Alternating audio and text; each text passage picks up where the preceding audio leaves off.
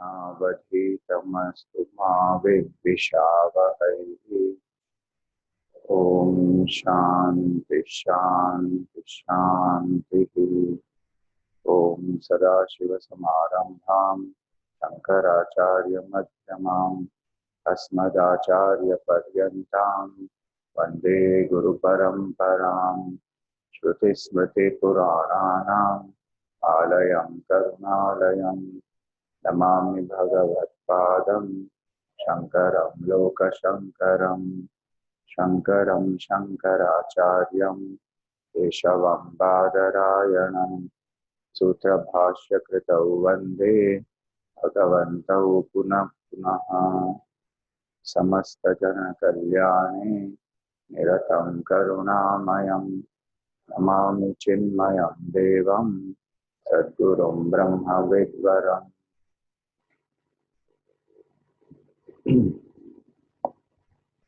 Hari Om. Salutations to all. So last session we saw the external preparation that is required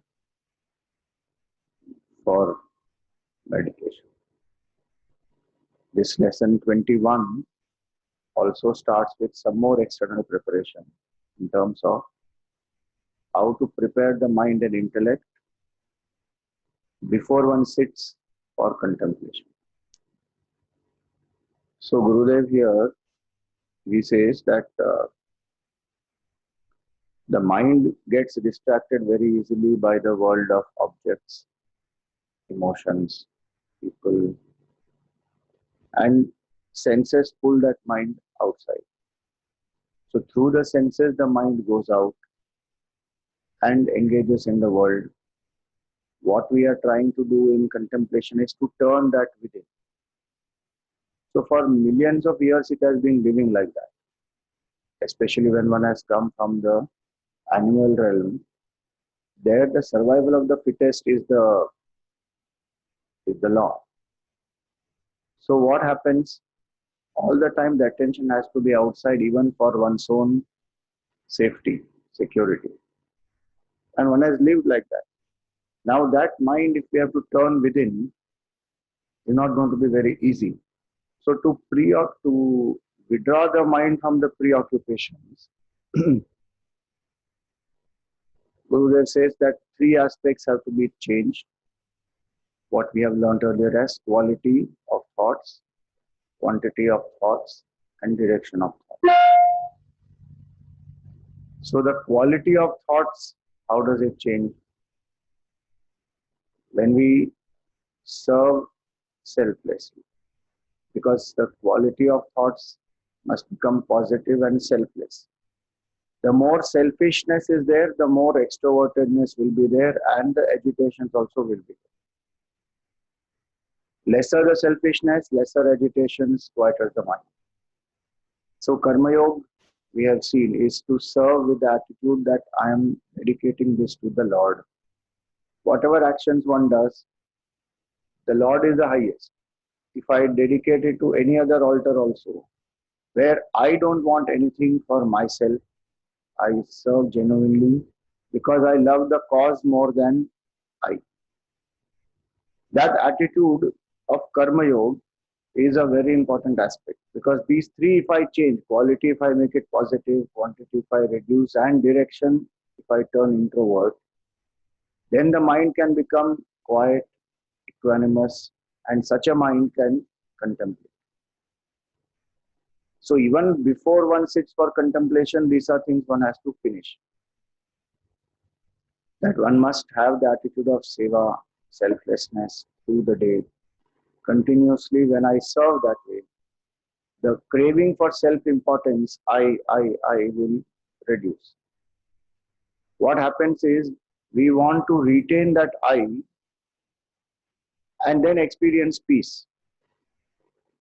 So one can experience peace, but it will be very limited for a short time by some willpower or by certain force. One ensures that agitations are kept away. But the moment that is over, the control is over, again they all will come back. because a deeper cleansing has not happened. And hence these three are very, very important. So Karma Yoga is to change the quality of the thoughts. So when I work with selflessness, my self-importance goes away, cause becomes more important, and acceptance comes more. Prasada Buddhi, whatever is coming is by the Lord's grace. So that Prasada Buddhi, when it comes, again the disturbances, reactions of the mind become quiet. So first preparation is Karma Yoga. Then he says, for the quantity of the thoughts, what should one do? Bhakti Yoga. Keep one symbol of the Lord, do the upasana, build a relationship with that Lord, chant the mantra, shlokas, all those things. So through the aspect of devotion, what will happen? One very important point Gurudev says here is that love with desire is lust, and love without desire is devotion. So this kama which is there, through Karma Yoga, that kama will become nishkam. And that kama will become bhakti through the upasana. The kama is the source of all agitations. By here, the word kama, we don't mean only lust, it also means selfishness. That's why he says here, love with desire is lust. That desire is selfishness, that I want something. So even when we love in a relationship, when I am more important, then that is attachment. When the beloved is more important, that is true love. So when a person understands that the joy is in loving, the joy is not in what did I get out of it. Slowly that transforms, that love becomes more and more selfless, pure, and that we can direct towards the Lord.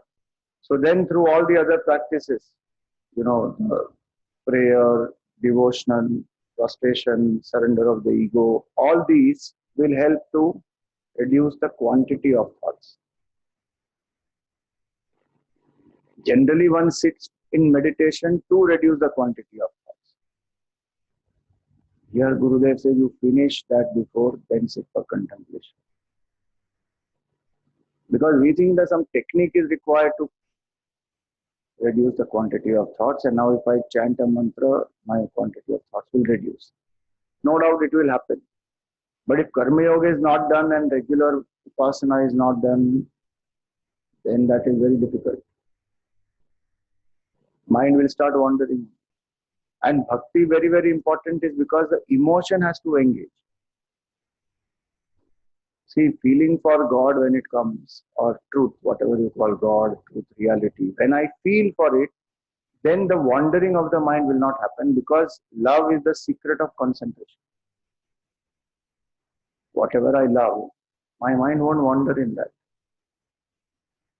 Do I love the Lord, the symbol which I am using? That, if I develop devotion, nobody has to tell me, no technique is required, nothing, because love automatically brings concentration.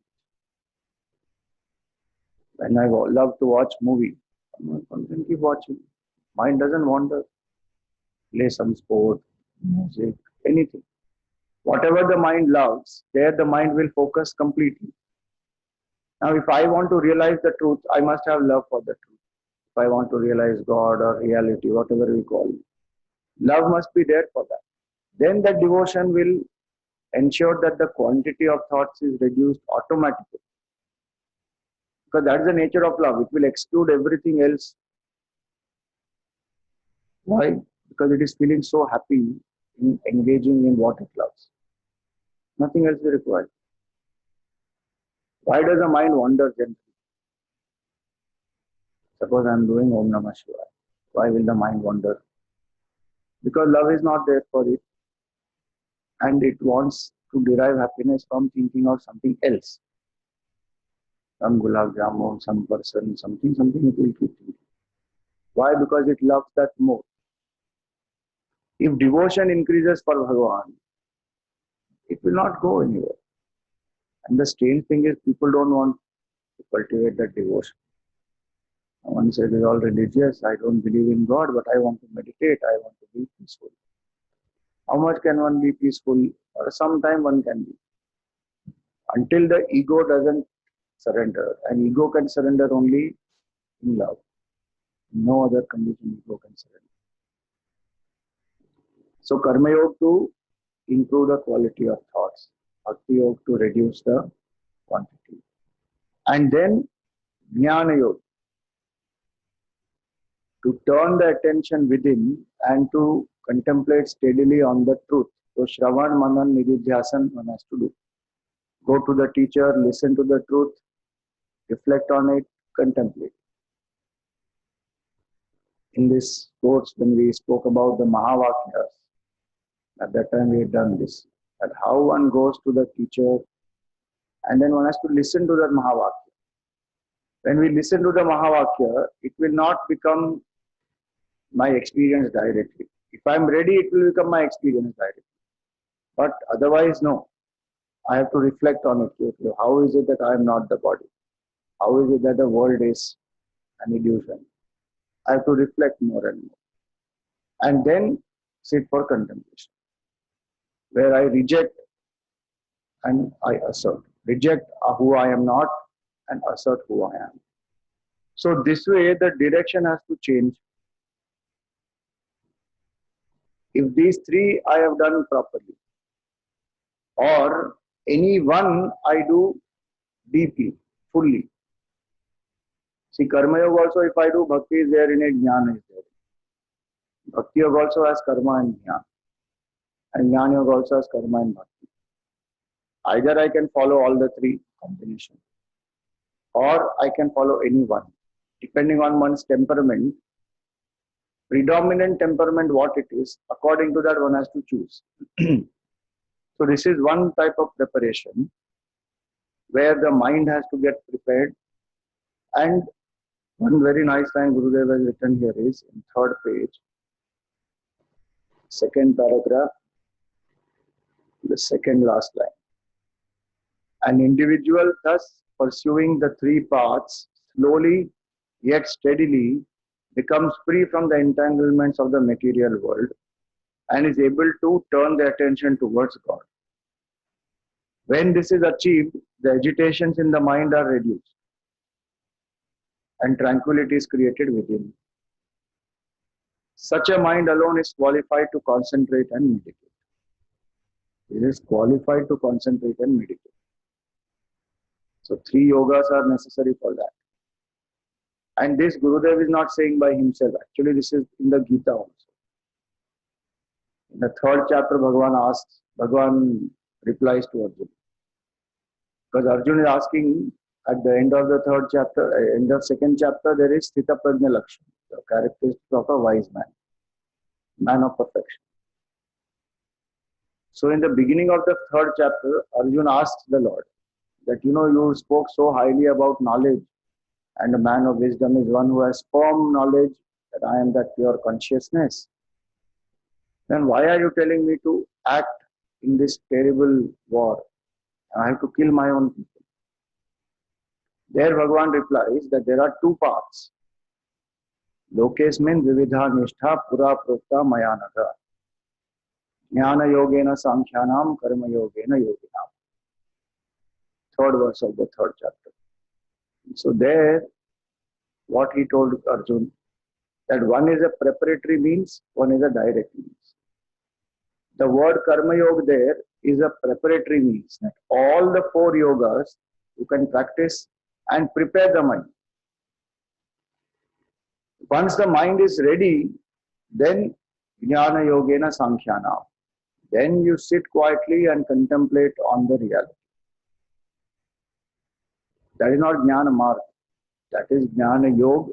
You can contemplate on the truth or on God, any aspect that one takes up, which defines the reality. But the preparation is these four, Karma, Bhakti, Jnana, Raja. So that's what he says here. Such a mind alone is qualified to concentrate and meditate. And in meditation, what has to be done then? That he will explain now. Another nice line here written here is success is commensurate with the initial preparation and subsequent equanimity of the mind. Both are necessary. Initial preparation, very, very important. And then subsequent equanimity. If initial preparation is done well, then mind will remain equanimous. If initial preparation is not done properly, one wants to, what we call, force oneself into that state of quietude. That will not work. Gurudev used to say, you cannot smuggle yourself into that state. You have to be ready for it. Customs have to pass.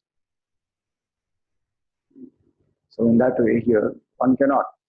Now, you see here one very nice video is there of what happens to the mind when we try to meditate without this initial preparation.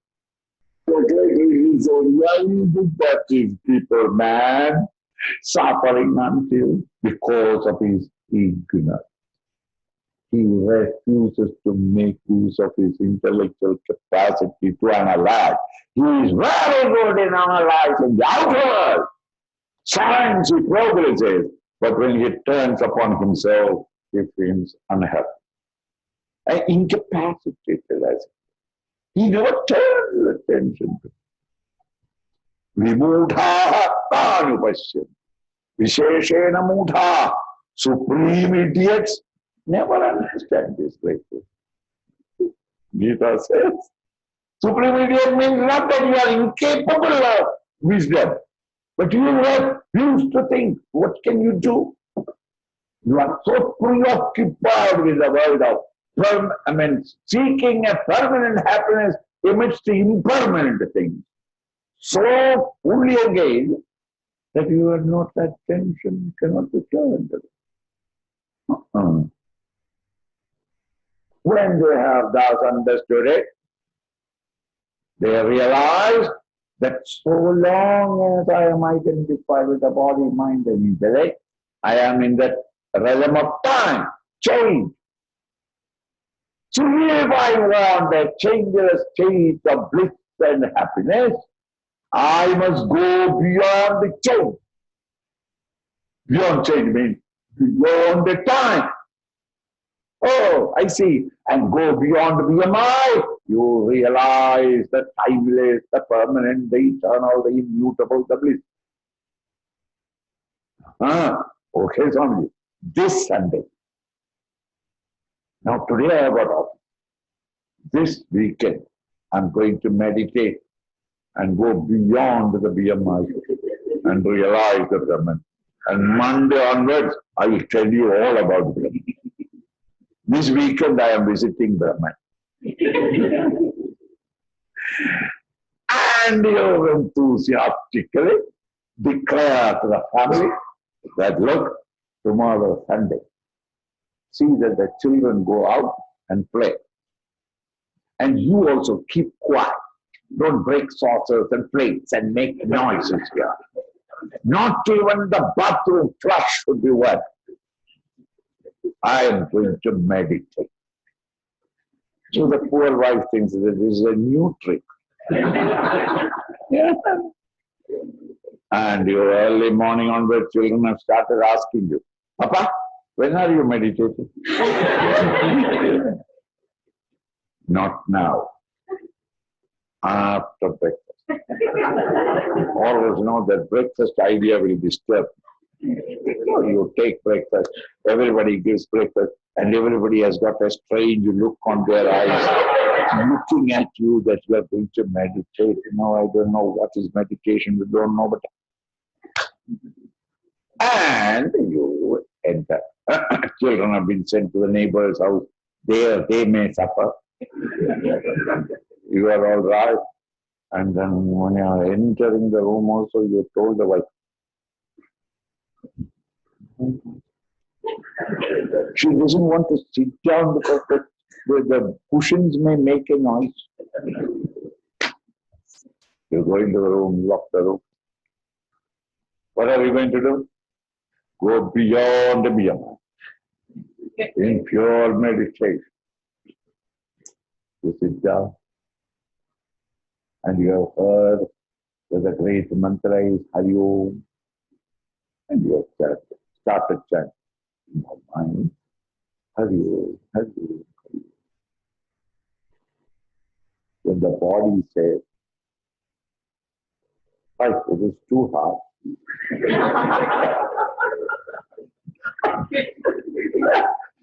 so immediately I said, "Okay," I got up. The seat is not all right. So put a cushion there, and in the cushion you sat down, and again, Hari Om, Hari Om, Hari Om.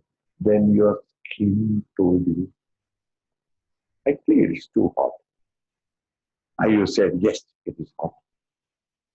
So you got up, put on the fan, the ceiling fan, and you are Hari Om, Hari Om. Suddenly the skin said, it is too fast. So you got up, slowed it down, sat down. Hari Om, Hari Om, Hari Om. Then it is that the vertebral column is saying that if there is a cushion behind, it will be nice. So you get up and get the cushion and to support your back. Again you sit down. Hari Om, Hari Om. Look, you are a slave to all the demands. That's the point. So long as you are a slave, you will not be allowed to go out. Why? Because the BMI can no longer persecute you. You are trying to become master of them. They are now today masters in you. They don't want to give up their chairs. Hari Om, Hari Om. I think there is coffee decoction in the kitchen. And that woman is so careless that she will throw it away in the wash basin. One cup of hot coffee and then meditate. How nice. You get up, you open the door, and the lady is worried. No, what is coming out? You must be God himself coming out. No, nothing. And you make directly to the kitchen.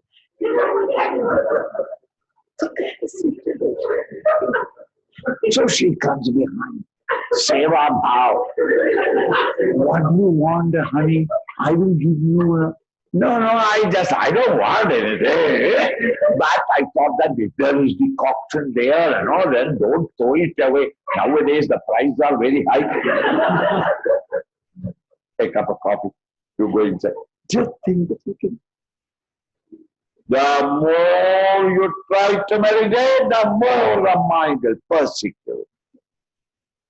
At this moment, even though I am allowed to say that this body, mind and intellect are mine, honestly speaking, I belong to them.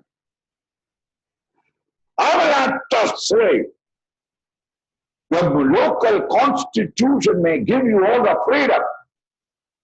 It's the freedom of the slave. None of us is free. All of us are after silent slaves, hapless slaves, miserable slaves to our own physical, mental, and intellectual persecution. So that's what happens when one tries to meditate. No proper preparation is done.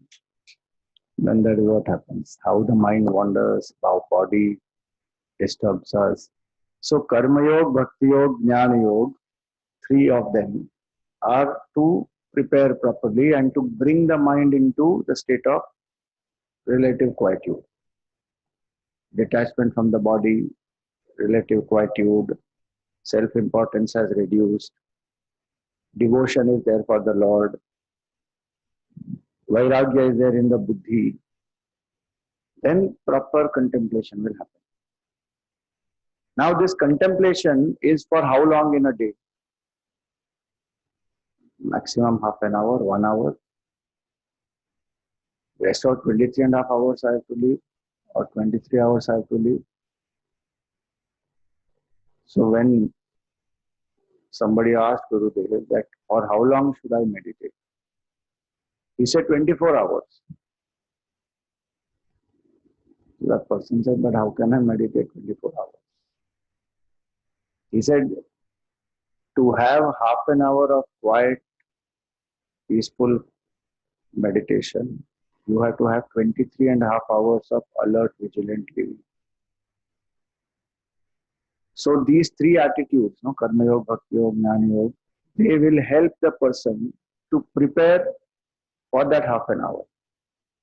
And that half an hour will strengthen these 23 and a half hours. So both these, they will go hand in hand. So on page 4, that's what Gurudev says here. That the time spent, first paragraph, the time spent in meditation is only a small part of the day, while the rest of the day is employed in worldly activities. These activities have an influence on one's success in meditation. For instance, if the activities during the day are passionate and ignoble, agitation is created in the mind which disturbs one's meditation. On the other hand, disciplined and noble actions purify the mind, making one fit for meditation. So that way they will complement each other. Generally what people think that they can do quiet meditation in half an hour, rest of the day anything they like they can do. No, our culture doesn't say that. It cannot happen because the mind is the same. The same mind which is ignoble, which is selfish, which is extroverted, I have to use in meditation. It cannot become suddenly introvert and pure and selfless. They have to complement each other. So work prepares me well for meditation. Meditations make me do work more selflessly. Then I realize that I am not really the doer. So these two, when we start practicing, we will realize, now I am progressing. That through the day I am able to maintain selflessness, my craving has reduced. And in meditation, I am able to go very deep. Wandering is not happening. Agitations of the mind are not there. So that way they both will complement each other. Now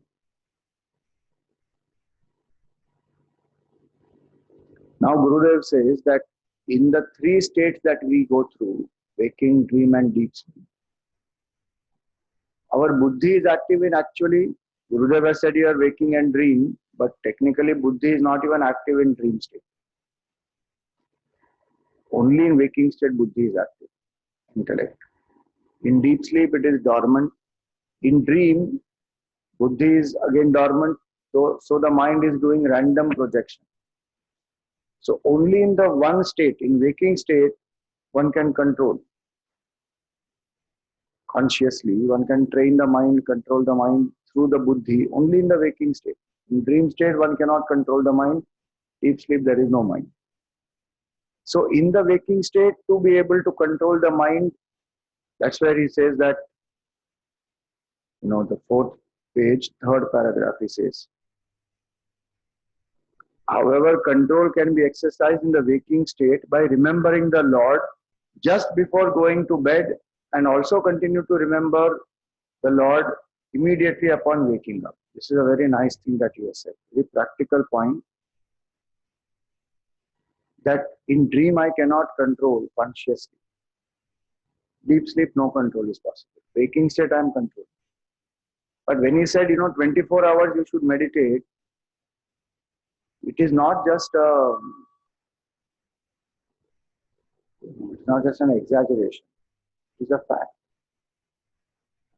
No, but how can we meditate in dream and deep sleep? So that is what we call as a japa japa. Japa which we do, we remember the Lord. Through the day, so one can remember. As much while one is working also, one can remember the Lord and work. But at night, before one sleeps, one should do japa and fall asleep while doing japa. And as soon as one wakes up, start the japa. Over a period of time, what will happen? The entire night also, the mind will keep doing japa. Because the mind has been trained. That's called ajapajap, where the mind is not doing it consciously, but it is going on continuously in the mind. It is said Arjun was like that. When Arjun was sleeping, in his sleep also, his breathing will be in a pattern. And from his body, once it seemed Naradji came there to meet him, and Arjun was sleeping. But as he was sleeping, his breath was in a rhythm, and his mind was chanting Krishna, Krishna, Krishna, Krishna, Krishna, Krishna. In that rhythm, he is breathing also. The mind is chanting also. And Naradji is able to experience that. In sleep also he is chanting Krishna. That is called Ajapajapa. So that's what he is saying here, that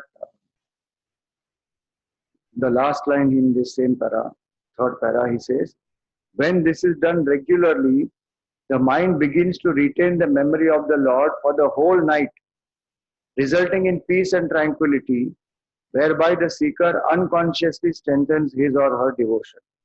The spiritual vasanas thus gained during the night help meditation in the morning. This one can do. And he used to do this. In his childhood only he used to do this. That he would chant the name of the Lord before he goes to sleep. And when he gets up in the morning, again chant Om Namah Shivaya. That's why some of these are born out of his personal experience only. And his sister Padmini, when she used to feel very scared, very small she was, and he was also young at that time. He did not have any formal initiation or spiritual knowledge by any great teacher or anything. He was following the traditions in the family.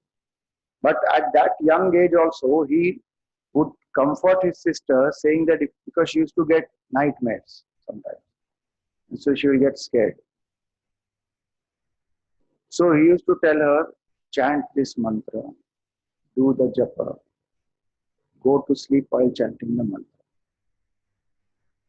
And he used to tell her, take this mala and do the japa on this mala, and put this mala below your pillow. You will not get the horror dreams. You will be able to sleep well. So all this he has experienced also. And so from there the insights are born. That chant the mantra before falling asleep and chant the mantra as soon as one wakes up. Apart from whatever sadhana time one sits for, chant. So now these are all beautiful preparation. Now one more preparation Gurudev says is introspection. That introspection or self-observation one has to do, whereby one, see what happens is our emotions overwhelm our thinking. So when we are living in the world, we act many times very impulsively. At that moment, we are not conscious that why did I act like this? Why did I speak like this? What are my deeper attachments? Those things I don't know. And a lot of times what happens, one doesn't introspect, so one is just living one's life. So same things keep repeating again and again. Same impulsiveness, same anger, same irritation, all that keeps repeating. So cleansing is required and intellect has to get activated. Now, while the impulse is very strong, buddhi is not available. If buddhi was available, then I would not have acted impulsively. So the discriminative power is eclipsed by impulsiveness at that moment. So what to do then? How does the discriminative power come back, and how do I ensure that next time I don't repeat this? So he says that is where introspection comes into play. And what should I do in introspection? Whatever activities I have gone through the day, let them pass through my mind. Suppose today, before I go to sleep, I should sit quietly, recall. You used to call it as a parade. What is a parade?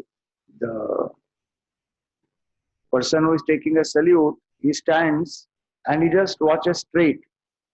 And there is groups after groups which will parade after him, in front of him. And he just watches. They come, they march, they go. So he used to say that let these thoughts come one by one, the main events of the day. Let them come in front of you, introspect. When they pass from in front of your mind, so he used to give 4 steps: introspect, detect, negate, substitute. 4 steps. So when these thoughts pass through the mind, don't brand yourself, don't judge yourself, don't condemn yourself. Impartially, they should pass in front of the mind. When they are passing, detect, what is my attitude? Was I dharmic? Was I selfish? Did I act in an immoral way? Detect. Because while acting that positive attitude or negative attitude or what is my attachment, aversion, I am not aware of it. I am just acting. And if I don't introspect, then I am living very unconsciously. The same behavior pattern will go on. Awareness of the attitude is a very important step. You see in this page 5, in the second para,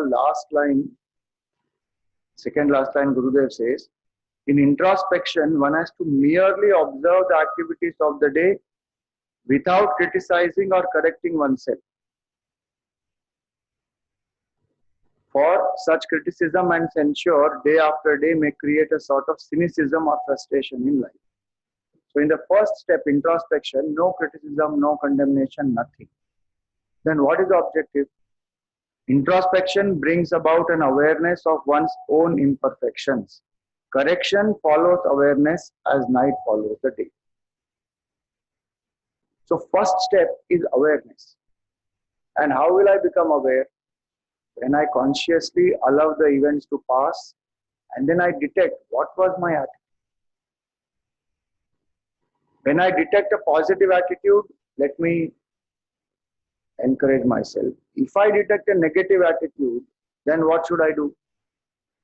Not condemn oneself at all.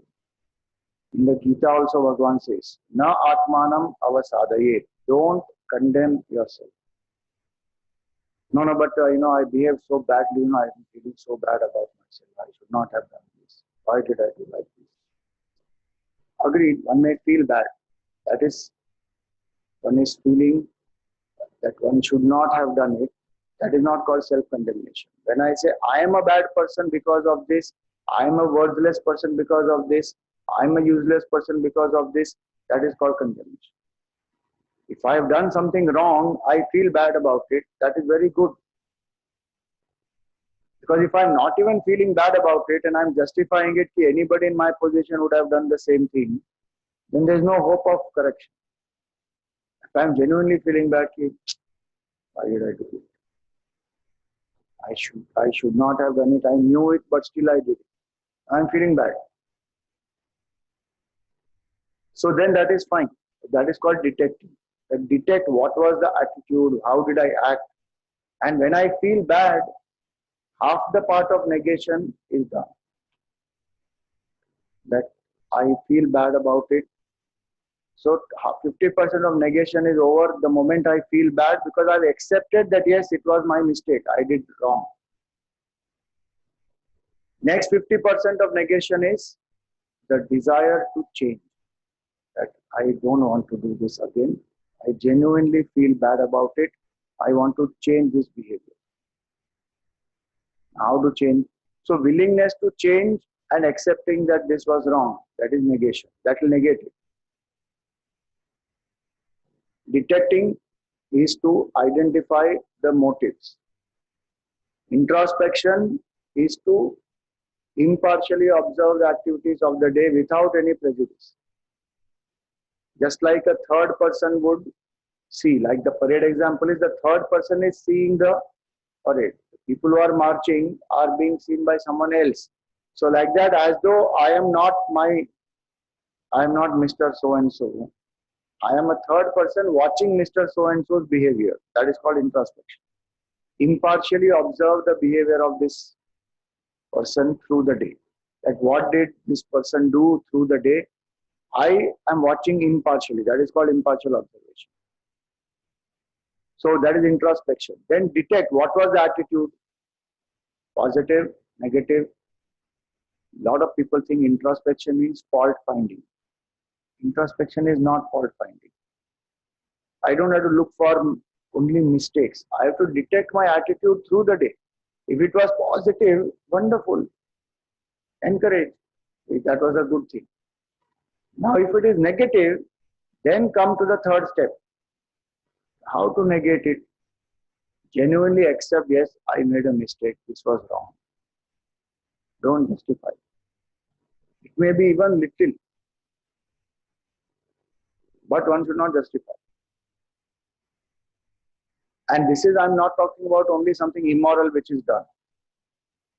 It may be moral, but it may be selfish, where I did not act for a larger interest, where I know I could have acted. I acted for my self-interest. It could be even something like that, like a simple thing. If I got some 2 sweets with me, somebody wanted it, I know it, I am seeing it, but I won't give. There's nothing immoral about it. But I will eat for myself. That is selfish there. Now, if I detect that this is selfish, I have to accept, yes, I was selfish there. And if I'm feeling bad, yes, I should not have acted, I could have been more generous, I could give. Just one example, like that, so many. Where I got angry on somebody, now there I have broken morality. I hurt somebody there. So it could be something not immoral, or it could be something immoral. Anything that where I have not acted up to my purity of mind, then that I have to detect. Except, yes, I made a mistake, then want to transform. That is a step of negation. Now the fourth step is substitution. And how to eliminate this is substitute. One important point in negation is, negation also happens when we actually go and seek forgiveness from somebody whom we have hurt. Or it could be I am hurting myself also. And I know I should not smoke, but I smoke. I hurt myself. So now, negation also happens when I genuinely feel bad, and that willingness to change when it comes. And the third step is I make corrections. I don't want to repeat this behavior. And so I forgive myself. If I have hurt somebody, I go and ask their forgiveness. Please forgive me. You can take it as a part of negation or even as substitution. One part of substitution is seek forgiveness. Other part of substitution is replace it with something positive. Substitute. So if the craving for smoking is there, replace it with something else. Because if I say don't smoke, mind doesn't know what else to do. Okay, don't smoke. Then the body has a craving. Nowadays they have some other substitutes for smoking, which are not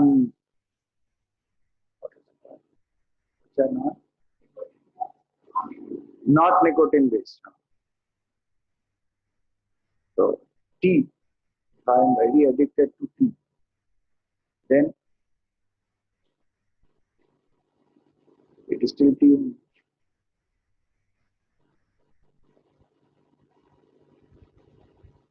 Drink something, whatever, nimbu pani or coconut water, anything. No one has to substitute it. Denial is not what Vedanta is telling us. only deny, don't do this, don't do this, don't do this, then that will be frustrating. Its positive has to be substituted. So if I've got angry with somebody, what is the positive? Empathy, compassion. If I'm jealous of somebody, admiration. If I have intoxication of wealth, power, youth, and humility, if I have a lot of selfishness, then selflessness. If I'm very possessive, and become more generous. So I have to substitute consciously. Visualize that behavior which is opposite. So if I have got angry with somebody, I have to visualize myself relating peacefully, calmly with that person. 1. 2, I should go and ask forgiveness also from that person. I am sorry I got angry. No, but if I ask sorry, then that person thinks that I became weak. It's up to you. If you feel that is not required externally, then internally you do it. Ask forgiveness internally. Rishikesh, तेरा humming इतना हो रहा है, कम करो ना. So ask internally.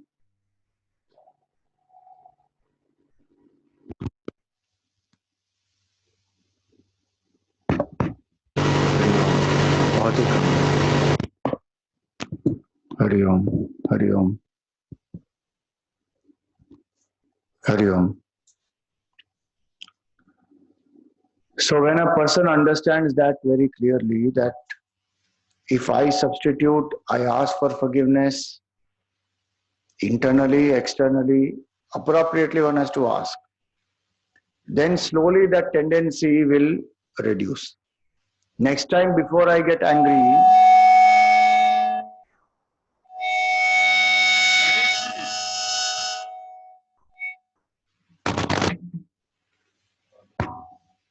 change, reduce करो थोड़ा.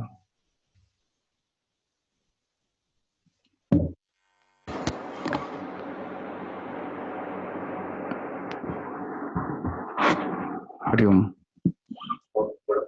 देखो 2 कंट्रोल है वहां पे ना, एक माइक का है, एक मास्टर का है.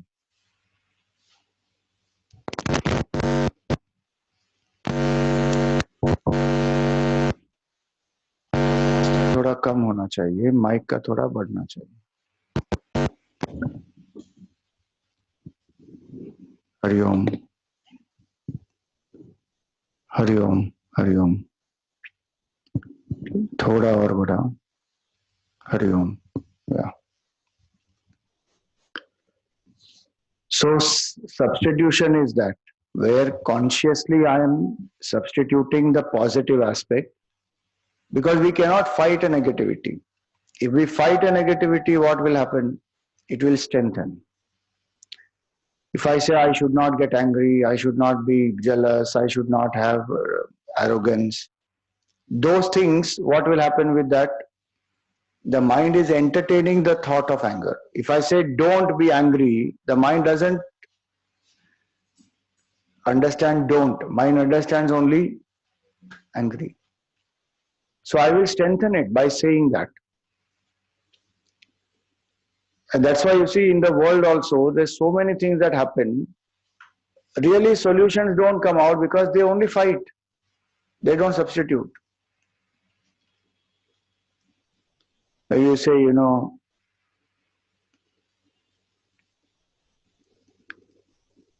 what is that? Climate change that is happening. I am against the felling of trees. Don't cut trees, don't cut trees, don't cut trees, don't do this, don't do that. Okay, agreed, we need to protect the trees. But after that, instead of being anti tree cutting, be pro tree planting. No, go and plant as many trees as you can. Or along with that, where you need to stand up for, you stand up for, but you actually go and do some positive work. Otherwise, what will happen? No one will become like this. Some of these activists are in that mode. They need something to fight all the time. Because their existence they derive from fighting only, not any proactive solution. Don't do this, don't do this, don't do this. Go on fighting. Arey, what is the proactive solution? Do that, no? Come on. No. So what is required is this. So introspect, detect, negate, substitute. Before one does meditation, introspection is very important, because the buddhi will become available to me then while I am acting in the day-to-day life at that moment. The need for introspection comes because impulsiveness is more powerful at this moment than my intelligence and discrimination. So when I am wanting that discrimination, at that time it is not available. So at least through the day, what I have gone through, if I sit and introspect. Now generally one will say introspect at night, because you can recollect the events of the day. But now it depends on you. My suggestion always is that do it when you are fresh. Because at the end of the day, when the mind is so tired, where is the energy to introspect?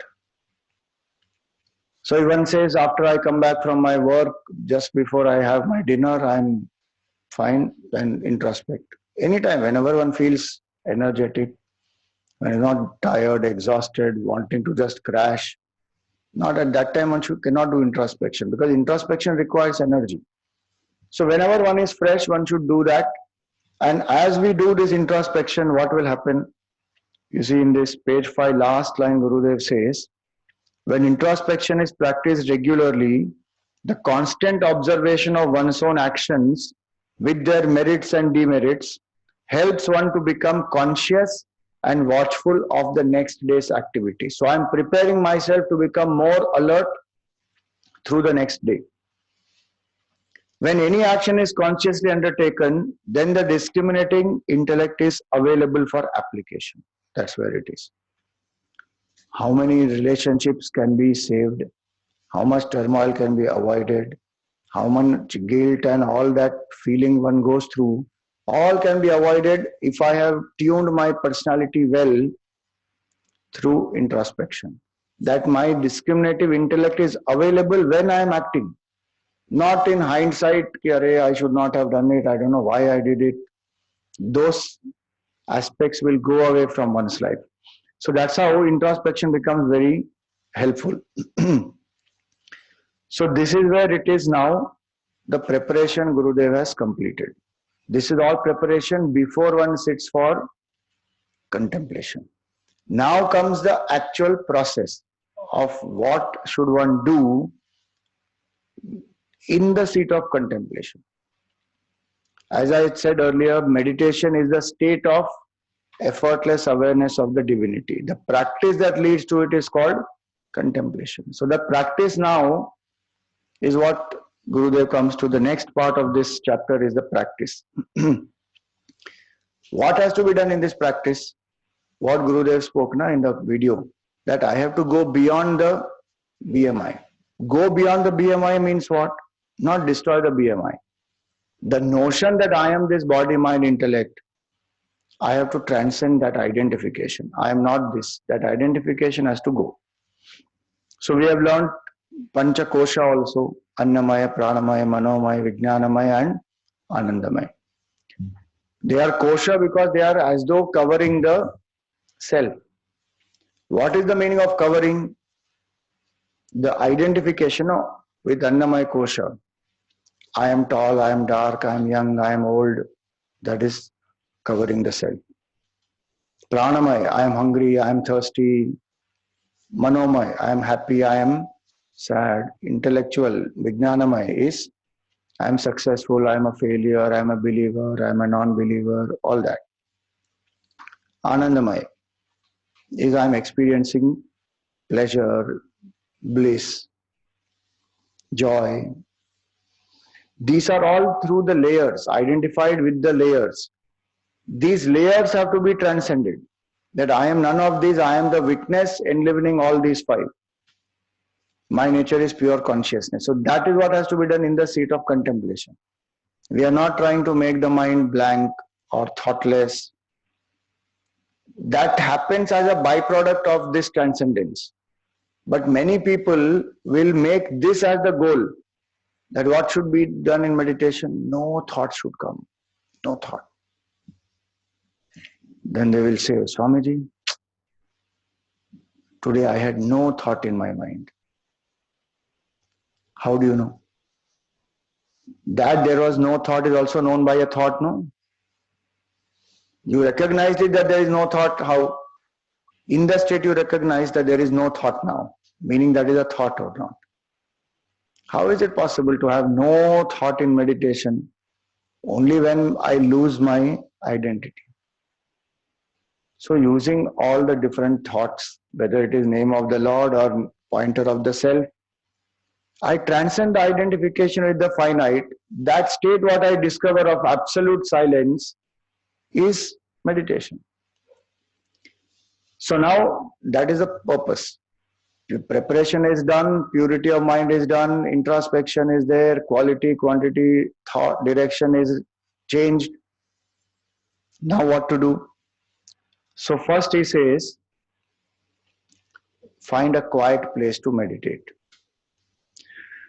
That is impossible. First step only gone. In Mumbai, where will we find a quiet place to meditate? So Gurudev is very careful. He says that is relatively peaceful place, Baba. You don't say that absolutely no sound should come, like in that video he told, na? Not even the flush should work. Don't break the saucers and pans in the kitchen. That will keep happening. A relative quietude must be there. Right now we are sitting and listening. Relative quietude is there or not? That's all is required. So find such a place where there is relative quietude, where the disturbances are not there, which will distract the mind especially. Now loud music is playing somewhere, and especially the songs that I know, then what happens? It is not possible for me to meditate because the mind will keep on going there. So how is it that I will be able to meditate? So such places I should avoid, where there is some kind of distraction possible. It could be sound, it could be people talking, and their mind is constantly thinking, what are they talking? Are they talking about me? Those kind of things one has to avoid. So find a relatively quiet place where he says disturbances are minimum, and then he says place and time, both are important. A quiet place, and he says early morning. Again it says early morning because disturbances are minimum, number one. Number two, Sattva Guna is maximum in the environment early morning. So at that time if we meditate, that is the best. Number three, our mind also is less extrovert in the morning. The moment we start working, mind goes out. Then to bring the mind back to meditate, very difficult. Why? Because the mind says, I have to do this, I have to do that, I have to meet that person, this preparation has to be done, that thing has to be finished now. So before all that externalization starts, one should finish the meditation. So early morning is, one is good for the no disturbances, but second is Sattva Guna is maximum, third is the mind has not yet got extrovert, fourth is the mind is fresh, one has woken up from sleep. So choose the early morning time, quiet place, relatively quiet place. Now in that place what should be done? In the altar of meditation, choose a form of the Lord. Generally one will say form, but if you are Sagun Nirakar Upasak, then chant Om. Gurudev mentions both. If you have not taken any mantra or anything, then chant Om or Hari Om. So either choose a form or use a sound symbol. And if you are an advanced meditator, then you don't need a form, you don't need sound symbol, then you are meditating on Nirgun Nirakar Brahma. But that's very few people do that, Nirgun Nirakar. Majority will need a support. So he says you fix a form. So choose first and foremost which form is the dearest form to me. No, Swamiji, I worship all forms. Please worship all forms, no problem. But one form must be the chosen form, the Ishtadevata. That form must be there in my altar and my focus must be on that form. So he suggests that what should be the size. You see how much instruction detail he has given. The picture of the Lord must be such that the feet of the Lord are at my eye level. And then the whole form is there. So sit in a place, keep the altar in such a way that the feet of the Lord are at the eye level. Now this is a suggestion. Don't say that is why I am not realizing. Feet is not at eye level. People do anything, it's all in our mind. In the 6th chapter, it is said, you should have an asan made up of kusha grass. So one man said, that is why I didn't realize. Kusha grass mat is not there, na, Swamiji. Those are all sahakari sadhan. They are secondary aids. They will help. But mainly it is my preparation, how I have done. So sit on an asan or sit on a chair in a quiet place, find a right time, fix an altar. Why is that altar required? Because the mind, when it wanders, I can open the eyes, again see the form of the Lord. Again close the eyes and visualize. If I don't have the form of the Lord in the front, it becomes challenging. Because again the mind wanders. Now to invoke the form in the mind is not so easy. If I open the eyes and again stare. In fact, initial few days and months, one should just stare at the form of the Lord and observe every single detail and try to visualize. Then the japa has to start. Tratak it is called. Tratak means to stare. Stare at the form of the Lord. And absorb all the details of that form. So now he says that. And if you want to decorate the altar, you can do that also. Some flowers and diya and agarbatti and all that nice decoration also can be done. Because then what will happen? The senses get arrested in that area. They don't run outside anywhere else. So from general wandering, we arrest the senses to only the altar. So if the tongue is craving, if the ears are craving, if the smell is craving, everything is available there.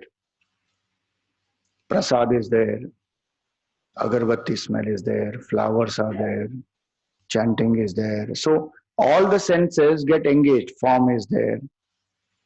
All the senses, when they get engaged there, then the distraction will be much lesser.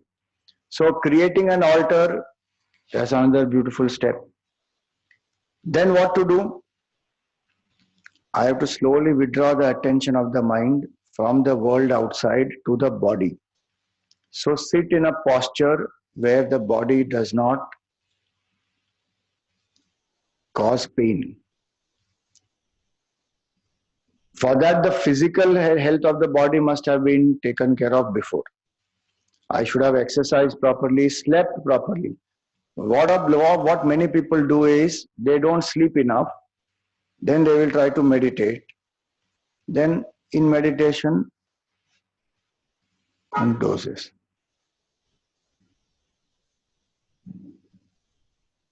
One will fall backwards. Fall meaning one jerk will come like that, or one will go like that. It will keep happening. And one struggles like anything. And one feels bad also, meditation is not happening. It will not happen. The body needs proper sleep. It should be given its due sleep. Then meditate. So that's why it is early morning time, though it is good. But if I have not had enough sleep, I should not do it early morning. If for some reason my lifestyle is such, I sleep only by 12 o'clock in the night. Then get up at 4 o'clock, Brahma Muhurat. Meditation cannot happen. Sleep only will happen. And there are some people who will say, can we do horizontal meditation? No, horizontal meditation is not possible. Because the moment we come into horizontal state, the mind goes to Sleep. The mind doesn't know. It has associated horizontal meditation with sleep only. Full time, whenever I'm horizontal, goes to sleep. So I have to sit erect. Keep the body, the head, the neck, and the spine in a straight line. Sit quietly. So if the body is healthy, if the body has been given enough sleep, then the body is fine.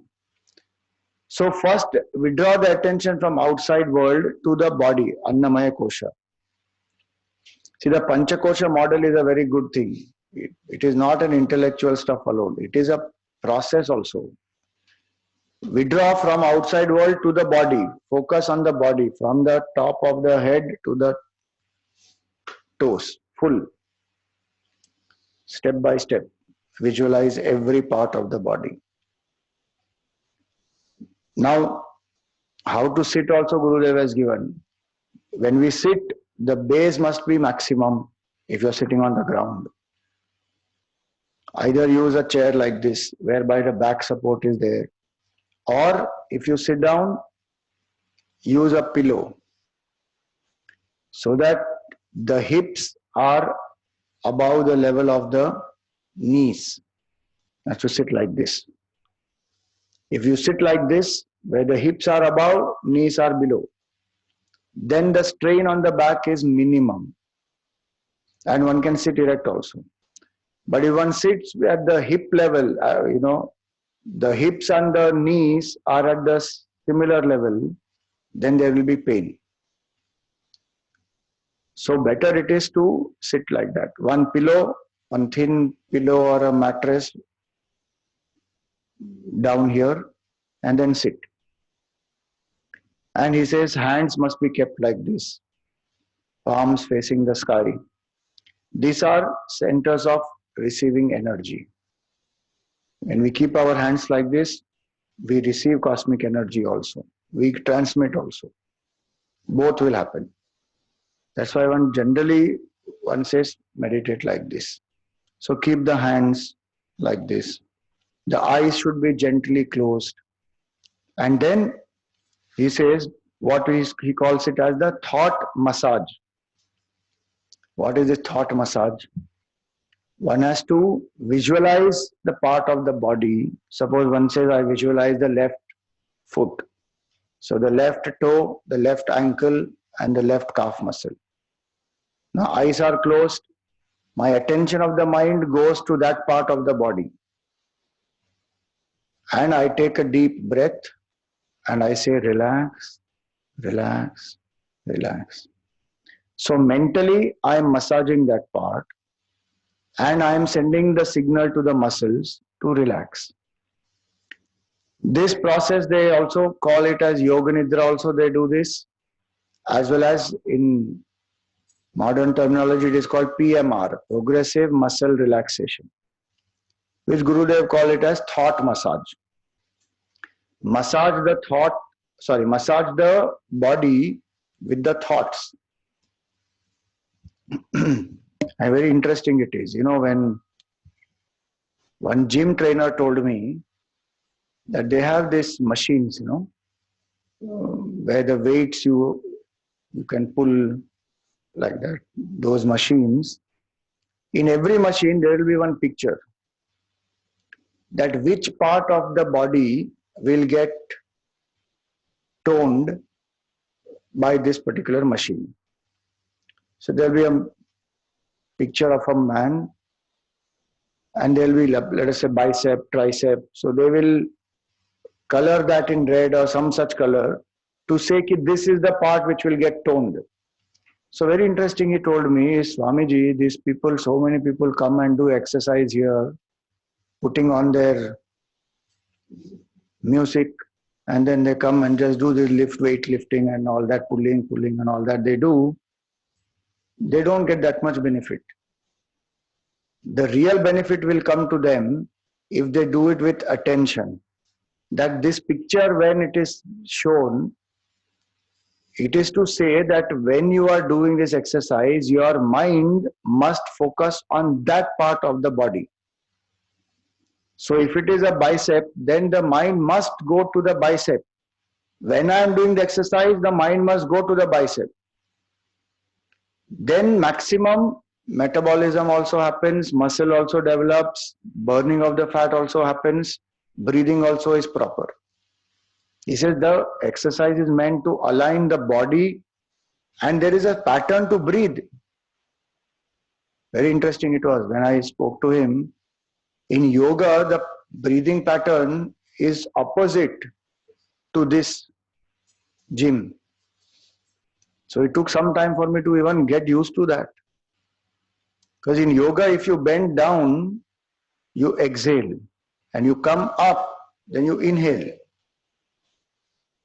Here it is not like that. Here if you are pulling something, then you are exhaling. And when you are leaving, then you are inhaling. And sometimes you are bending forward, there is a weight behind you. You bend forward and then you bend backward. So when you are bending forward, you are inhaling. Now he said this gym is also a system for doing this alignment. Your body, your breath and your mind must align. If you don't align, you are simply doing some physical exercise. Sometimes the breathing pattern is ulta, you may even harm yourself. Or sometimes you are not paying attention, the muscle gets pulled, again you have a problem. So many things he was saying, but it was very interesting to understand from him that we should align the body, the breath and the mind. So today we will learn this thought massage. In the next 5-10 minutes, we will do the practice. So you put aside the books and everything.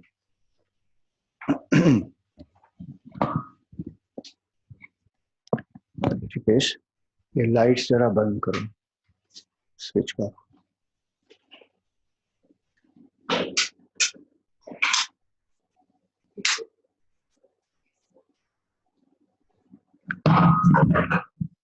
वो रहने दो.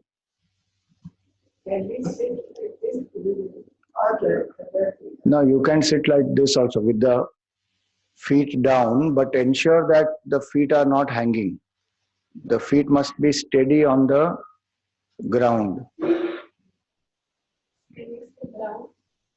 You want to sit down? Yes. If next time the 1 or 2 more classes which we have,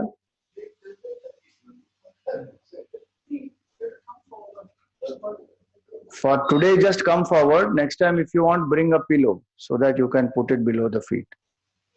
Next 2 classes or 3 classes, whatever we have, every class we will do little meditation. So bring an asana or a pillow. Okay, so sit erect. The head, the neck and the spine in a straight line.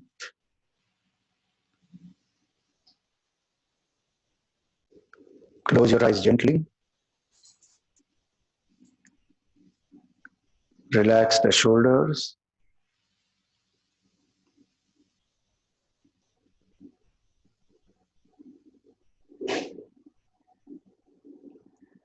Let your hands rest on your knees or on your thighs. Palms facing the sky.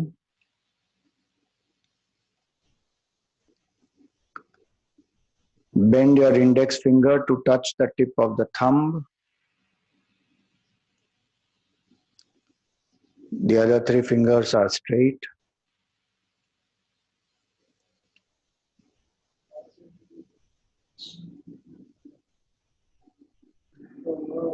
Come to a comfortable posture without any strain in any part of the body.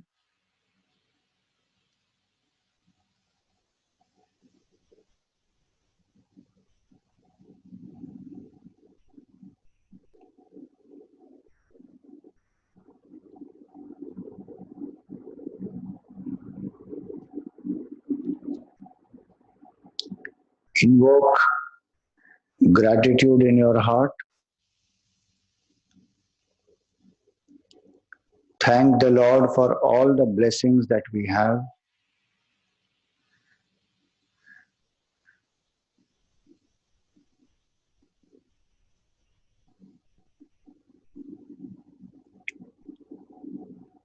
The human body is a great blessing.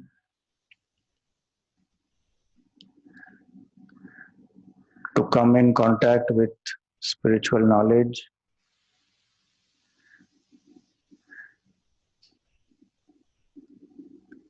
to have a healthy body, good relationships, financial well-being, many such blessings we have.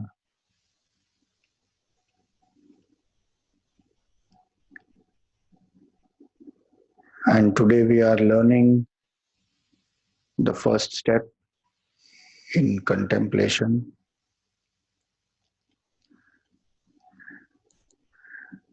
So learn to invoke this gratitude. Genuinely thank the Lord that, oh Lord, I thank you for all the blessings you have showered on me.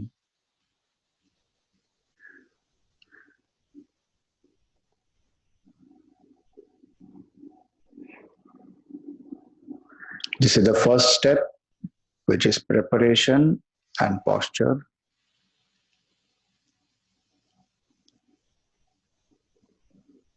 Second step is auto-suggestion. Suggest to the mind. Mentally, you have to tell yourself, for the next 10 minutes, I am steady and still without any movements.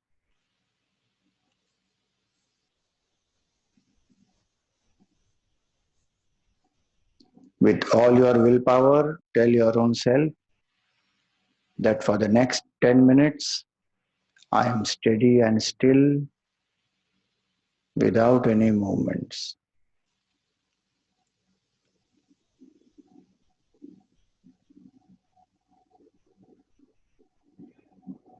Except breathing, no other movement of the body.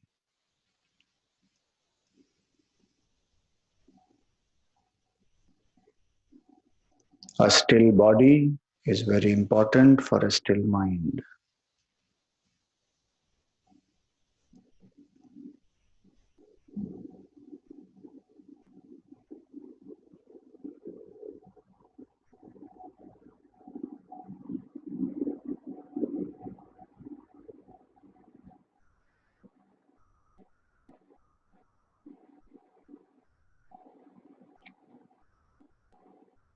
Second auto-suggestion, I am alert, awake, and quiet.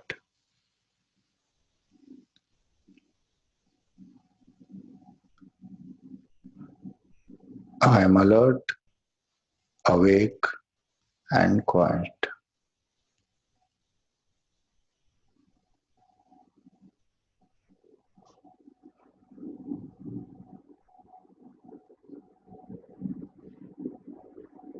Whenever we are quiet, generally the mind sleeps. So we have to train the mind that I am alert, awake, and quiet.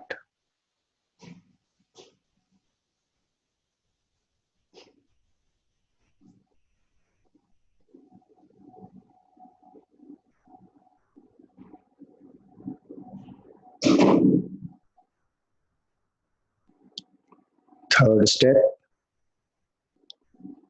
present moment awareness. Just be aware of the simple happenings around you.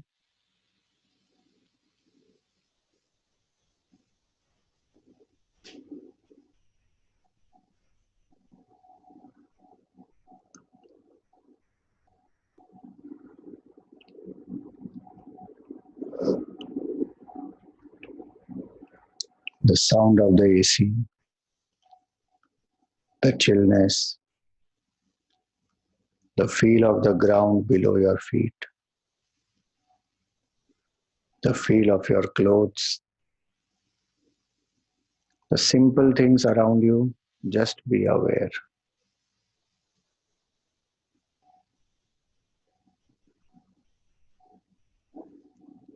without any judgments. Just be aware.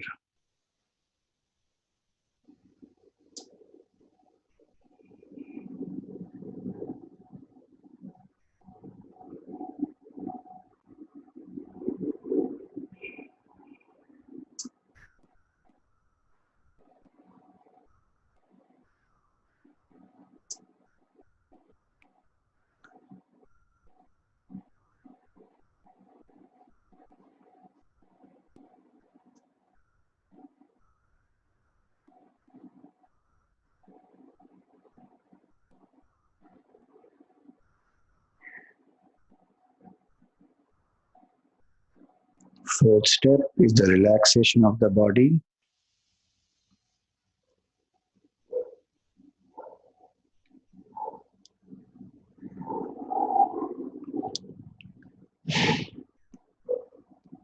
First part is to visualize the body from the head to the toes. As I say the part of the body, pay attention to that part.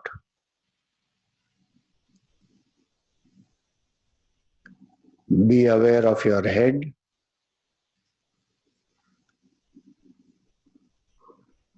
The back portion, the top portion, the sides, the face. Be aware of the head.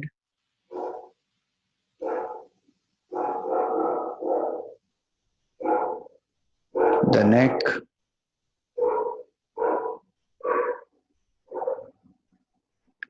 The left shoulder.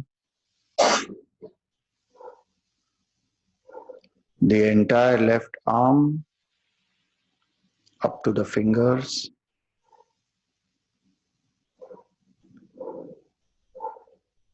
The right shoulder. The right arm.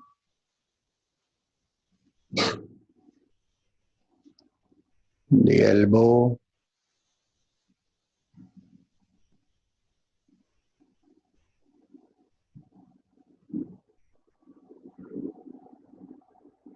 Up to the right hand, the fingers.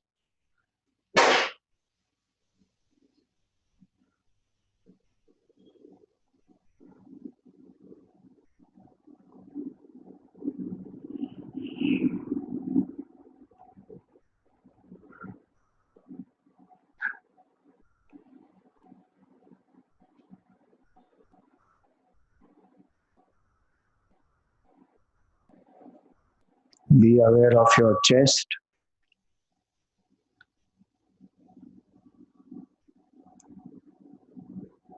The stomach. The navel.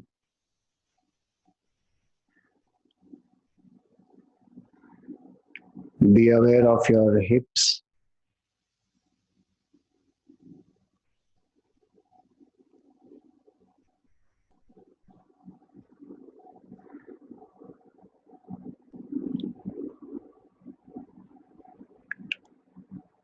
Be aware of your entire spinal column from the neck to the base on which you are sitting.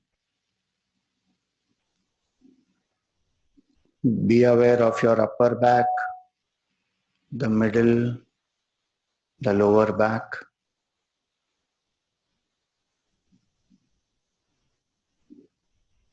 You have to just pay attention to that part. Mentally,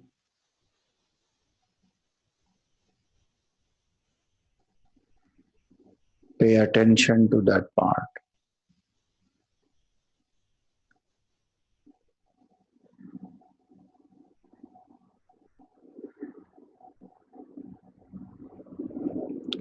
Be aware of your left thigh,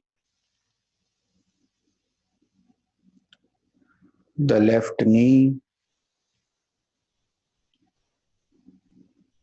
the left calf muscle, the left ankle, and the left toe.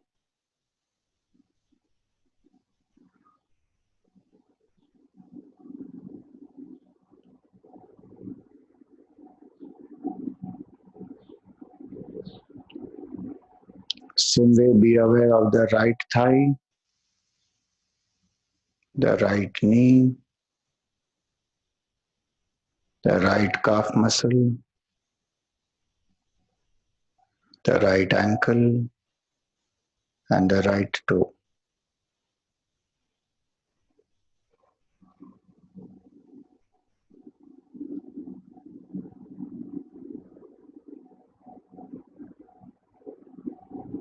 From top of the head to the tip of the toe, we have visualized the entire body.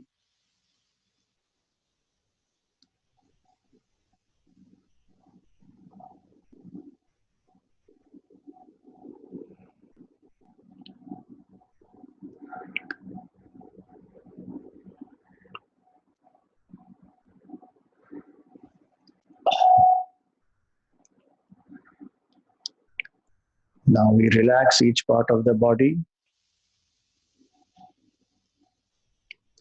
So relaxation has 3 steps: visualization, deep breathing, and exhalation with autosuggestion. So visualize your left leg from the left toe to the left thigh.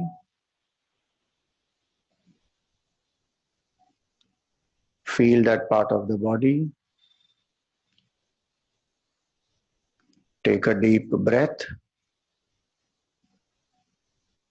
And as you exhale, mentally tell yourself, relax.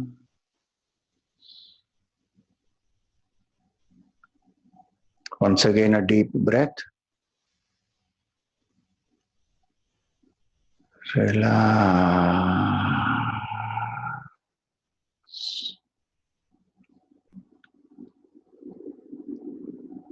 Relax your right leg from the right toe to the right thigh. We inhale deeply.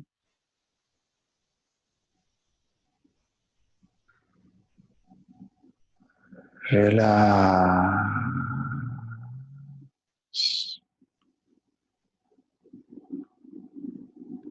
Once again, take a deep breath.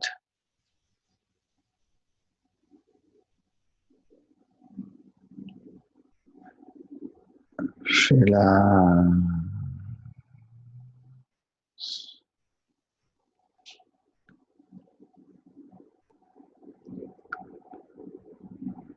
The part that we visualize,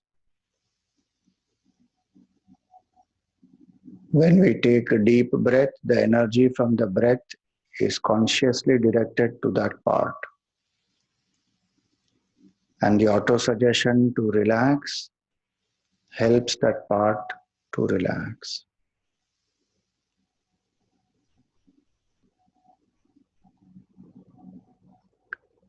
Relax the trunk, the navel, the stomach, the heart, the lungs, the kidneys. All the vital organs are in the trunk.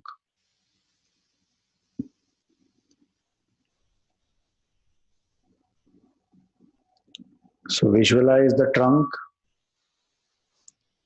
Pay attention to that part of the body. Take a deep breath.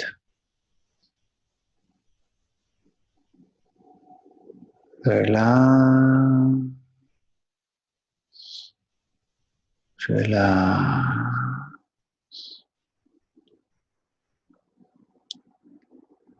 Once again, a deep breath.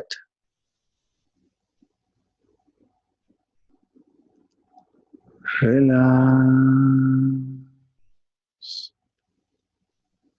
Relax.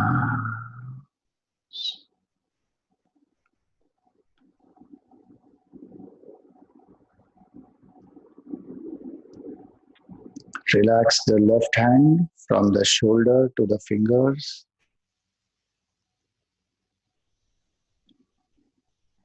Take a deep breath. Relax.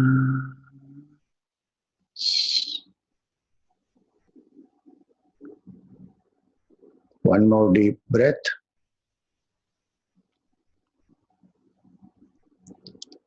Relax.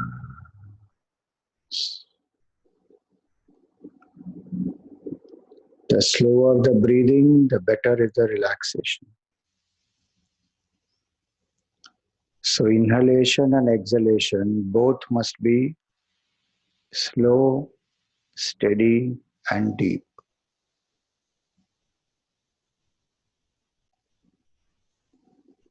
Without any jerk or hurry, do it slowly. Relax the right hand from the right shoulder to the fingers.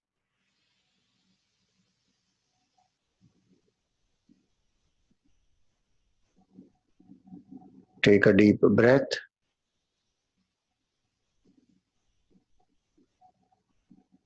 Relax.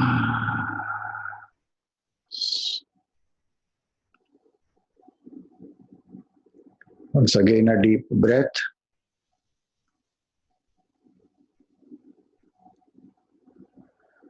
Relax.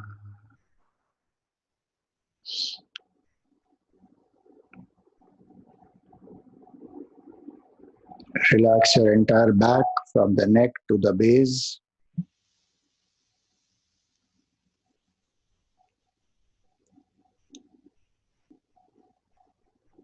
Inhale deeply.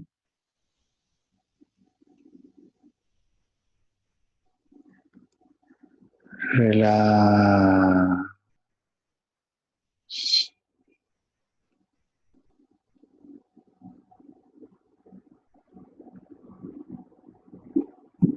Once again, take a deep breath.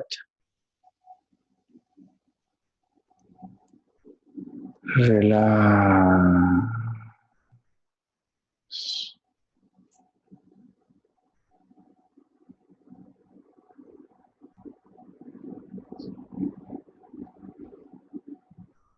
Relax the face, the front, the back, the forehead, the top portion.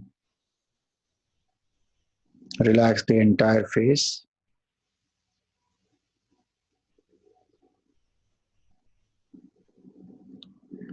Take a deep breath.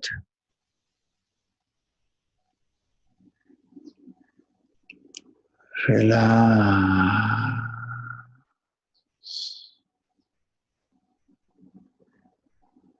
Have a gentle smile on your face.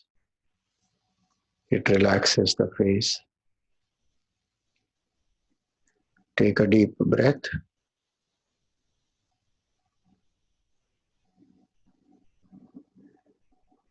Relax.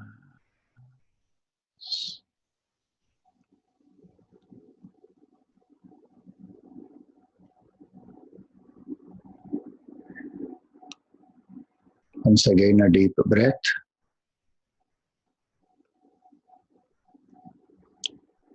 Relax.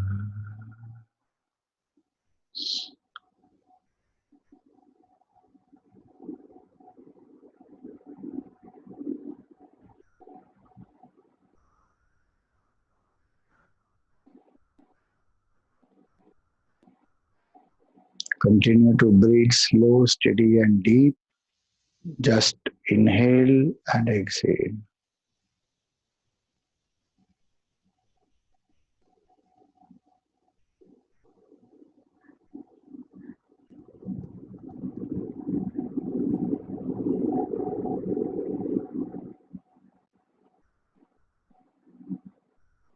We have relaxed every part of the body. Now just breathe slow, steady, and deep. If you are not in the erect posture, come back to the erect posture.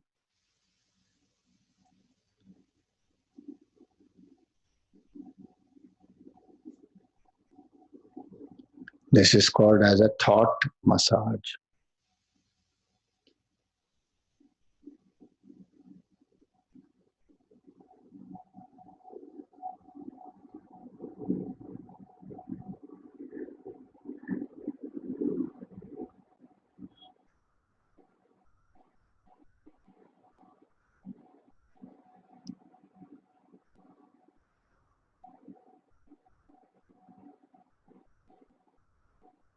If the mind wanders, bring it back to the breath or to the body.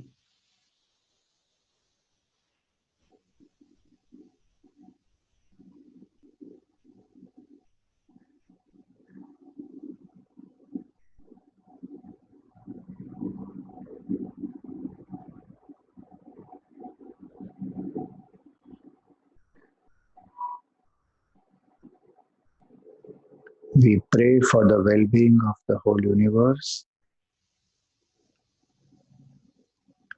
Be aware of your breath. Be aware of the body. And be aware of the happenings around you.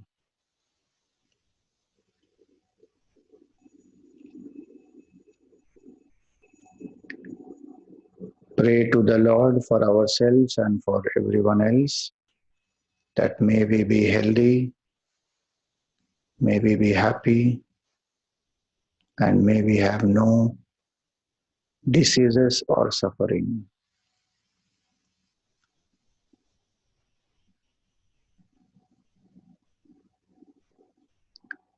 Om Sarve Bhavantu Sukhinah Sarve Santu Niramayah Sarve Bhadrani Pashyantu Ma Kaschit Dukkha Bhag Bhavet Asato Ma Sadgamaya Tamaso Ma Jyotirgamaya Mrityorma Amritam Gamaya Om Shanti Shanti Shanti Hari Om Shri Gurubhyo Namaha Hari Om. Rub your palms, place them on the face and gently open your eyes.